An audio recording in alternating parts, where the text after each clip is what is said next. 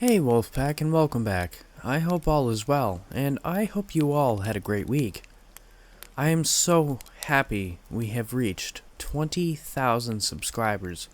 This community has gotten together quite well over the past couple of years, and it's honestly amazing to see.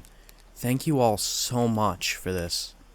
And here's to another 20k or even 30k possibly in the future. But I will be doing a live stream next weekend, and I will be streaming a horror game. So, let's jump into what we're doing today. Today, we're doing 3 more deathly encounters.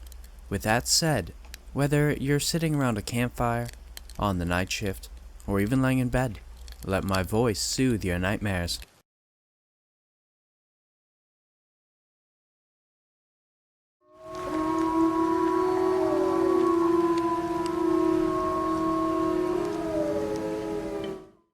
Growing up, my family was always incredibly close. My parents and I lived about an hour away from my grandparents, who were the cliché picture of a cute old couple. Grandma had short gray, curly hair that she wrapped in curlers nightly, a strong perfume, and pounds of twinkling gold jewelry that she never left home without. Grandpa wore his pants up a little too high, loved suspenders, and had the biggest glasses I've ever seen. If I didn't grow up in their presence, I don't think I would have believed it myself. Regardless, when we would go visit my grandparents at the lake house they owned, my heart swelled just thinking about going to visit them. I knew we'd get there late at night, and Grandpa would have a plate of snacks waiting for us to munch on while catching up right before bed. Then, I'd lay in bed with scratchy sheets and a thick quilt, listening to her and my mom chat in the hushed tones over some wine. I'd wake up to the smell of coffee and bacon, with Grandpa's old record player scratching out a tune from the 60s, with both of my grandparents dancing in the kitchen with spatulas in hand. Those times visiting them were truly some of my happiest memories. When Grandpa passed away, Grandma took it very hard. They were German and came here together after World War II. They were too young during the war to fight, but realized well enough that it was time to leave as soon as they were old enough to do so. When they came to America, they only had each other. They didn't even speak English. They just spent all of their time together, working to find a job to support themselves and their growing family. Eventually, Grandpa would have a break and get into the stocks in New York City in the early 70s. And as their children started to grow up, they truly felt that they achieved the American dream that they worked so hard for. When Grandpa passed, I don't think Grandma quite knew what to do with herself. She seemed lost, sleeping in until noon, not bathing as often as she should, and not keeping up with the house. She also would only speak to my mother in German, seemingly regressing to the language that she and Grandpa were so comfortable with. I didn't speak German, but understood a few words since my family was so focused on becoming American that they didn't place a high priority on my learning the language. Visits to Grandma's house now became a blur of confusion, not understanding what she was saying, and frustration as she could see that I no longer understood when she tried so desperately to communicate with me. My mother did her best to translate, but it was as if Grandma was stuck on German mode. It was almost as if she completely forgot how to speak English. She would look at me with wide eyes, repeating the same phrase in German over and over again, and with each repetition, she would stress each word, thinking that if she slowed it down, I would understand. She just got frustrated when I didn't understand what she was saying, almost as if she's been speaking to me in German forever, and I should have known by now that she wanted me to get a drink from the kitchen. I think Mom knew that Grandma couldn't last long without her soulmate. They say that people can die by heartbreak, and I truly believe that's what happened to my grandma. 6 months after Grandpa's passing, Grandma followed, and we had a ceremony in both English and German for her. I remember faintly cleaning out their house by the lake. It was in the end of the summer, and we opened up all the doors and windows, and sorted things into enormous piles classified as donate, keep, or toss. Tossed items went straight into the dumpster, and we startlingly small donate and keep piles. However, on the keep pile, I saw my mom put a couple of letters down. They were in thick envelopes, and you can tell they were just completely filled. The envelopes were bulging at the sides with whatever contents were inside. While the rest of my family was inside, I wandered over to the pile and picked up one of the envelopes. It had my name on it, so naturally, I moved to open up the envelope and read what was addressed to me. Just as I slid my finger under the lip and was ready to pull apart the pieces of the envelope, my mom called my name. She told me that Grandma had said I wasn't yet ready to read what was inside, and that she'll give it to me when Grandma said I was ready, when she knew that I could handle it at least. I was upset, but put the envelope back and really didn't think of it much again. It's been years since my grandparents passed away, but a couple of days ago I got a call from my mom. She told me that she just had a feeling that it was time. Naturally, I had absolutely no idea what she was talking about, and asked her to clarify. She explained that with everything going on in my life, she felt that I was old enough and mature enough to finally read the envelope that Grandma had left me. She put it in a manila envelope in an overnight courier service, and I'd receive it the next day.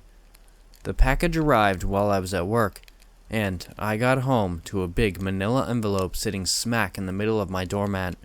I scooped up the envelope, threw it on the table, and went about with my evening routine. I remembered just how big that letter was, and there was no way I was going to be able to stop reading. So, I had to get everything else done first before I even attempted to read that whole thing. Around 8 p.m., once I had made dinner, cleaned up and took a shower, I sat in bed with my dog snoring next to me, and by the light of my bedside lamp, I opened the envelope. Inside, just as I remember, was a now yellowed letter envelope, completely bulging with what was inside of it. The corner of the flap was lifted from where I had tried to open it years ago. So once again, I slid my finger underneath the corner and pulled, ripping open the envelope with my movement. Just as I suspected, there were pages and pages of handwritten letters, all addressed to me. I pulled the first one out, and the first words were, "My dear, I have a confession to make to you." My initial shock came from the fact that the letter was in English. After months of my grandmother speaking nothing but German before her death, I was expecting to have to Google translate the entire letter. The letter continued through. "My dear, I have a confession to make to you. I was not always the woman you know today, and while I may not have always had full awareness of my actions back home, I completed them nonetheless, and I must tell you about our family line, and what I fear you are destined to become.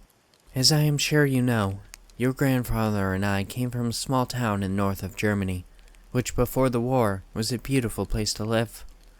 We would roam the fields as young children, playing in the grass, and then the snow as summer turned to winter. However, with the change into winter, my family took on a more important role, more ominous role in the way things in our region operated. You see, my ancestor was what our people refer to as Frau Perchta. You may not know who she is, but let me explain how our family works, and how we came to be who we are now. Frau Perchta was once a goddess. She was beautiful and powerful, and she always had a sense as to the goodness of a person. She would get a feeling deep in her belly if someone was truly good, or truly bad at heart.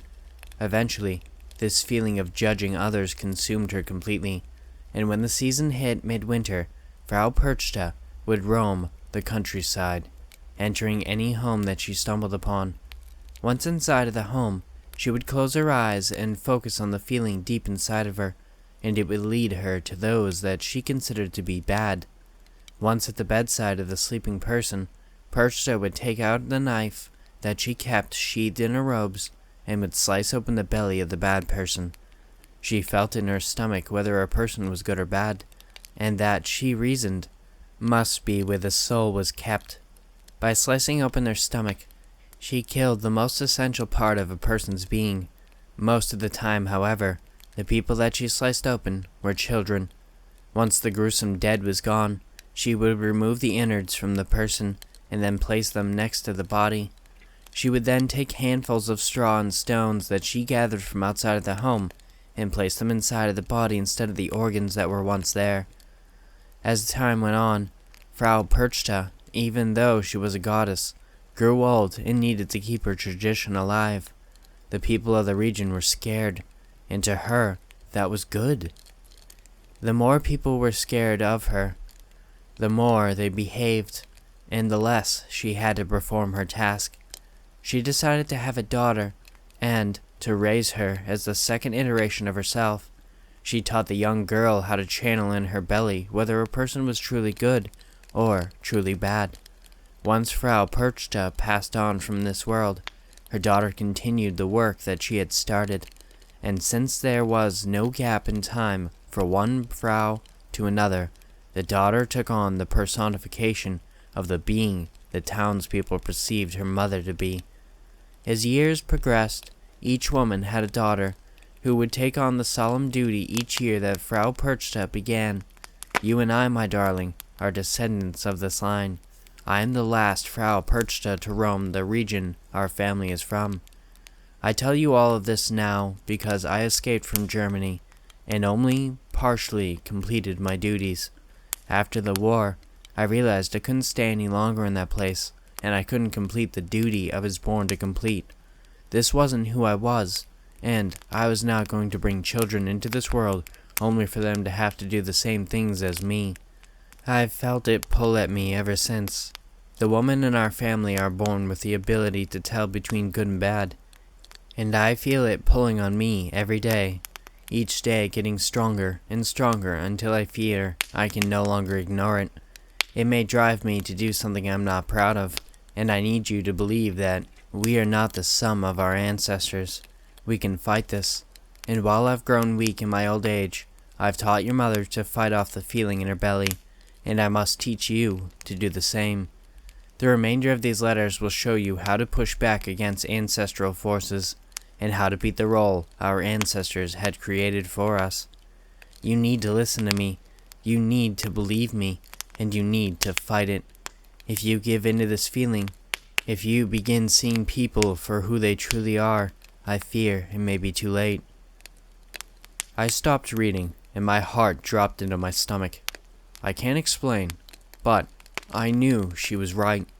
Every time I met a new person, I felt a pull in my stomach, toward a feeling I can't explain, either pushing me toward a person or physically repelling me from them. I knew in my heart that my grandmother was right. This was in us. This drive to punish the bad was inside us all the time, and we had to fight it off. I'm not sure what made me do it, but I decided to call the police department of the town where my grandparents lived when I was a kid. I knew they had done an autopsy on my grandfather, and I asked for a copy of that report as a kin member. They emailed me over a copy of the autopsy report for the next day, and what I read turned my skin pale, and my heart beat 1,000,000 times in seconds as I forced my anxiety down in order to open the email and read in confirmation what I already knew to be true. My grandfather's body was found sliced from the neck to the pelvis with straw and stones inside of his body cavity. I need to continue to read my grandmother's letters and learn how to fight this. Grandma clearly couldn't hold out forever, and I need to learn how to be better at managing the demon inside of me than she was. I can't bear to lose another loved one to this beast inside of me, inside my whole family. My mouth was covered by my older brother's hand, shallow, panicked breaths escaping between the sweat between the cracks of his fingers. Both of us whimpering underneath our house in the crawl space, our sweatpants and Fanshawe t-shirts covered in spiderwebs, dirt and blood. I'm crying underneath his hand. I know I'm crying inside the cusp of his grip as he holds me close. The sound of his footsteps grow louder above us. He's inside.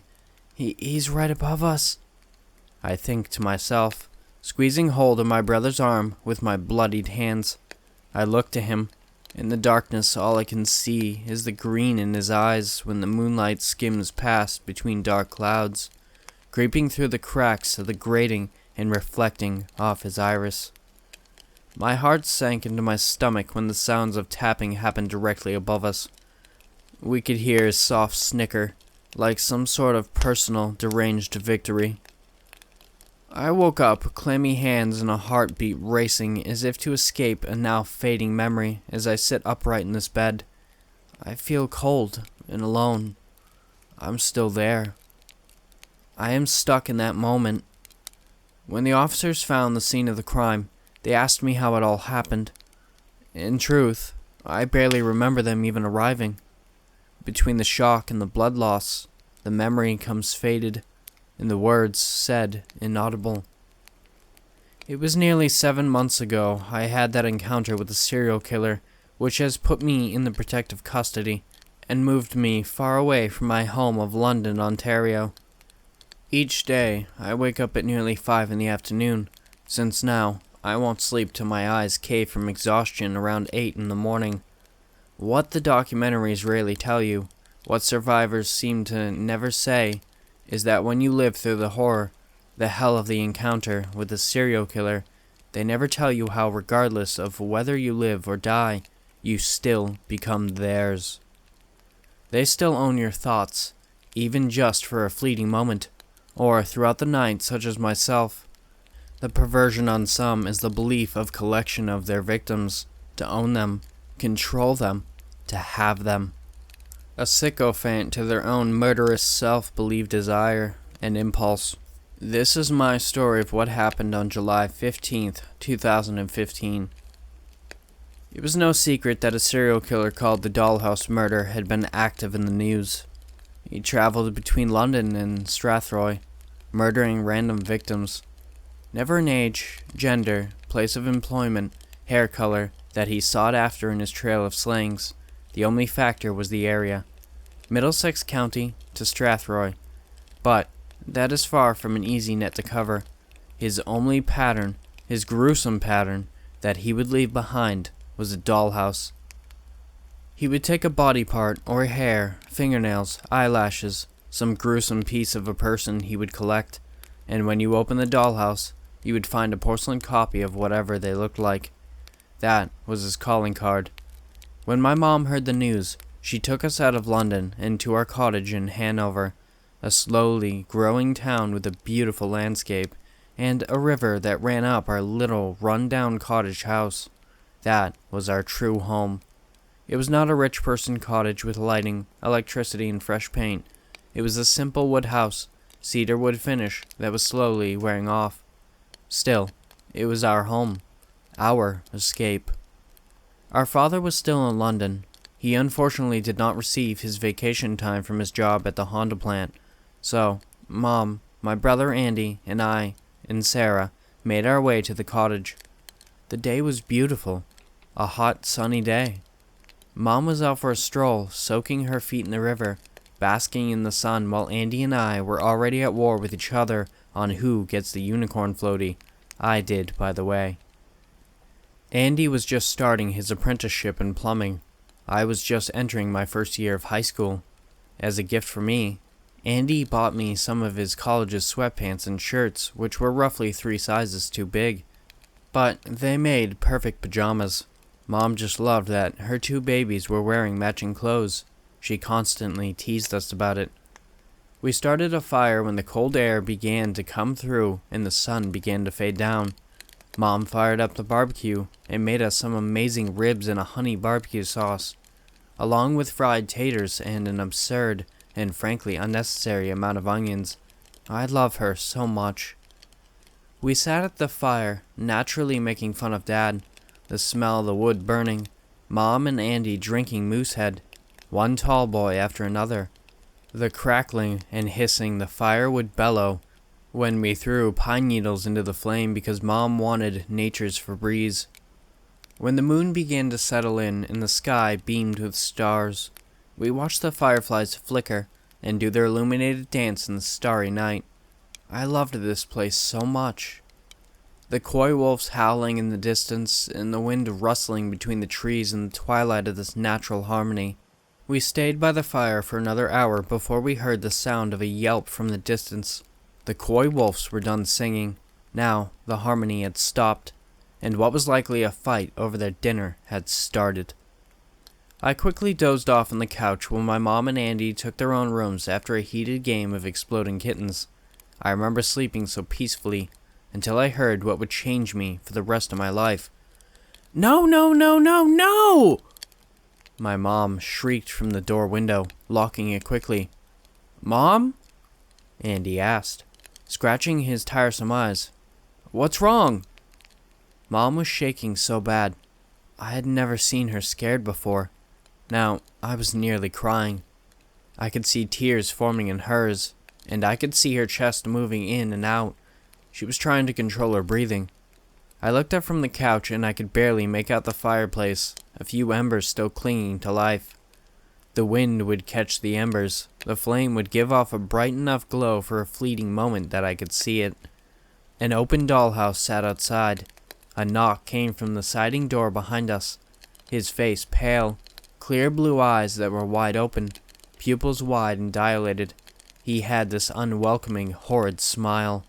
He was wearing a black hoodie and a camo toque, along with faded, dirt-covered blue jeans with blood. His face pressed against the window, his smile gazing over us in a putrid, perverse manner. He jammed his finger on the glass, pointing at my brother, then slid his dirty, bloody finger across the glass, causing it to screech till the tip of his finger was pointed at me. "I'm going to collect you. I'm going to collect you. I'm going to collect you. Hey, I'm gonna collect you." He screamed so loud the glass shook. We all jumped back, terrified. He kept muttering that as he walked around the cottage home. First, it would be silent. Then, loud as he would bang his head against the windows.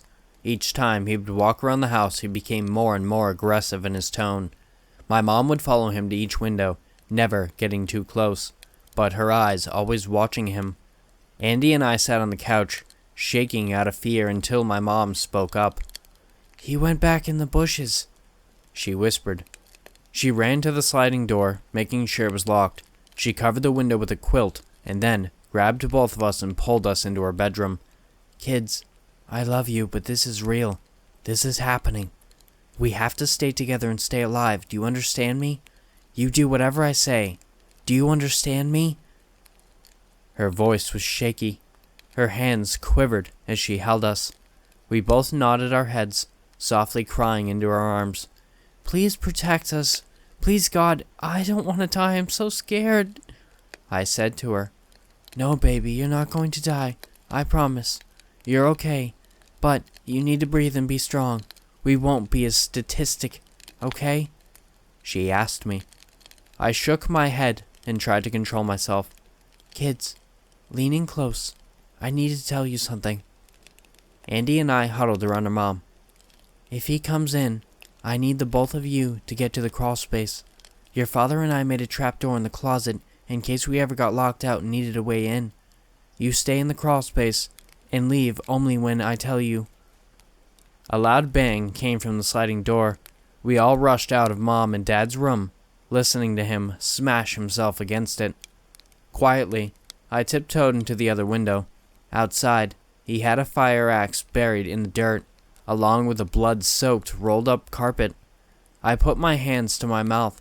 There was no doubt in my mind it was a dead body. It had to be. "Mom, there's an axe and a body. What do we do?" I remember whimpering to her. "Mom, what do we do? What do we do, Mom?" He screamed at the top of his lungs. "Just shut up!" Andy cried out to him. The sound of footsteps went around the house till a sudden smash came against the old wooden door, and the hinge on the inside began to give in. "I'm going to collect them, Tara," he said. He knew my mom's name. "Tara, I'll let you live. You can live. Just let me collect them. Sarah, Andy, you don't want your mom to die, do you? Don't you love her? Don't you love her? You know what I will do." His hand kept smashing against the door. His voice was so calm, disgusting attempt to be soothing and convincing. "You can all live. You just need the rest. I just need the rest. I'm so close. I'm so close. You really want to die, Sarah? You want to never see again? Breathe? See anyone? Anything? Really, Sarah? Are you that greedy? You want your mom to die, Sarah? Andy pushed himself in front of us. You're a sick piece of shit. You will kill all of us. You're just a twisted, broken little boy. Did Mom and Dad not give you a hug, so you have to kill? Screw you! Andy was red in the face, screaming at the door. Another loud crash against the door, and the wood began to split. All of us were silent. The door was old and wearing down, hinges rusted, and the wood had seen too many winters. The dollhouse murderer made his way back towards the sliding door. Andy had walked over to the window that I had been looking out of. He turned to us. He's just staring at his axe. Glass shattered. The sharp silver of the axe collided onto the side of Andy's face when he had turned back around. He fell to the ground, writhing and screaming in agony. "Mom!" he screamed out, to which the killer shouted back, laughing. My mom looked horrified at her baby boy that she had carried for 9 months in her body, raised with his adorable smile, held him when he first scraped a knee, and cheered for him when he graduated high school. Her boy that she had scolded when he came home high or tried to sneak a girl into his room without proper introduction. Sarah could see in her mom's eyes the heartbreak that her baby boy, my brother, now laid in his own blood, rolling around in agony, his right eye gone and his face disfigured. She helped Andy into her room, dousing his wounds with alcohol and bandaging it as best as she could. I'll never forget the look on her face, that look of enough. She pointed at the trapdoor to both of us. "He is going to come in. When I leave, you get your butts down there. Sarah, when you see an opportunity, you take my keys and you run to the car and you get out of here as fast as you can. I love you. I love you both." The last time I would ever see my mom, she grabbed a knife from the pantry and waited near the door for him to come in. The crawl space on any normal day would be uncomfortable. Spiders, snakes, mice scurrying around. Yet, in that moment with my brother, it was our last resort of feeling some form of safe. There was a crash, a scream, and then silence. An unpleasant, harrowing silence. I needed to hear Mom's voice, her tapping on the crawlspace door to let us know it's okay. All I could hear was him. "You killed her. You killed her, Andy. You killed her, Sarah." I began to sob. Andy put his hands around my mouth. "You know what happens next? The same thing I told you from the start." I cry underneath my brother's hand. Then we hear tapping from above us, then laughter. What I forgot to mention before, my brother's hand was getting colder, his head nodding off. I tried to shove him, but he slumps over. The blood on my hands, it was Andy's. The dollhouse killer was back outside. I could hear him grunt and mumble to himself as he stumbled his way up the steps and inside the cottage home, our home. Another tap from above, and then something that leaves goosebumps with me to this day. "Look behind you, Sarah," he whispers through the cracks of the trapdoor. "I will bury you here." Written in dried blood behind me. How could he have had time to do this? How long had he been waiting for? I could feel my heart pounding, shortness of breath, my chest was heavy. I shook Andy, pleading with him to wake up, begging, but all there was laughter from above. The crawlspace door snapped open, and I left my brother behind as I began crawling to the nearest grate. I looked behind for my brother, but within seconds, the dollhouse murderer was there, crawling after me, that grin on his face, laughing as he squirmed towards me. I felt him grab my ankle. I kicked as hard as I could. He laughed and continued after me. I continued to kick and fight him until I was finally free from his grasp. I ripped open the grate. It was already loose, likely where he had snuck in. A blue beam of light came streaking across the midnight sky. Sounds of sirens and officers storming out of their cars, pulling me into their vehicle. One ordered another to drive, followed by laughter, and then the sound of gunshots. The Dollhouse murderer was a 50-year-old chef at an Italian restaurant. He was a man of zero significance, a man who was despised by his peers at work, verbally violent and unhinged, who would often take days off and extensive holidays to commit his violent acts. The once summer home that my family and I cherished was tainted ground. The detectives were appalled when they arrived on scene to see what the Dollhouse murderer was making. Each murder he took a different trophy, an arm, a leg, a hand. It was always a piece of the human body. He stitched it all together. All he was missing was another green eye and a left leg. He made a dress and turned a pile of victims into a putrid doll. His only reason for stalking each victim was because he was so attracted to certain parts of their bodies that he would hunt them down and kill them to begin his sick creation. Him and I had never met. He found my family on social media and stalked us relentlessly. The only reason he followed us so far was to finish his doll, his human victim doll. On Memorial Day of this year, I started working at one of the 2 gas stations in my small New Hampshire town, which is about 20 miles outside of our state capital. My town is basically the last line of civilization for about an hour if you're traveling on the highway, so we get a lot of traffic. But we also have a lot of regulars. We have people we know by name, and people who we may not know the names of, but we recognize them, and the transaction will go a lot quicker if I just ask, "Do you want your cigarettes today?" Or, "Which scratch ticket are you thinking about getting?" Most of these regulars are very kind to us. One even threatened to beat a guy who came in and tried to grab my coworker's hair when his card was declined.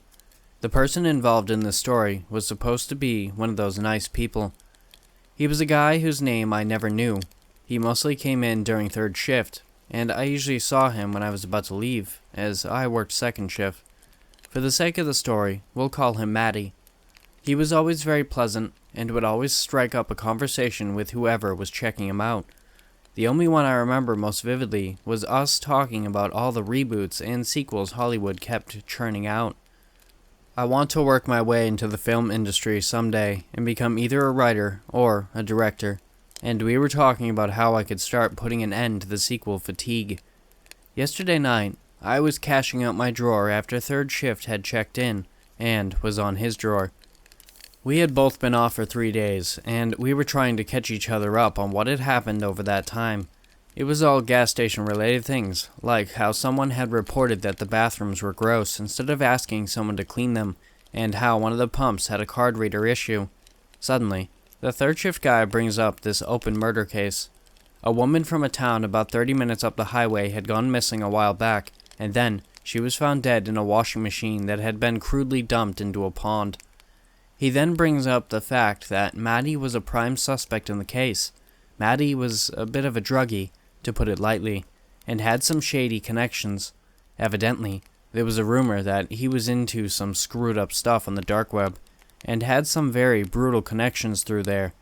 I knew Maddie had a drug issue, as he had told 3rd shift guy and one of my 2nd shift coworkers about some of his rehab experiences, but had no idea about the shady connections.